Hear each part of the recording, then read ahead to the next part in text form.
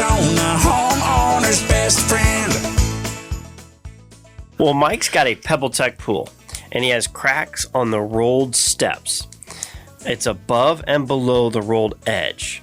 Can leaks come from this? Absolutely. Yeah, absolutely. I will say in Pebble Tech cracks, it's just because it looks really awful and it looks like it's got to be leaking. At times it's not.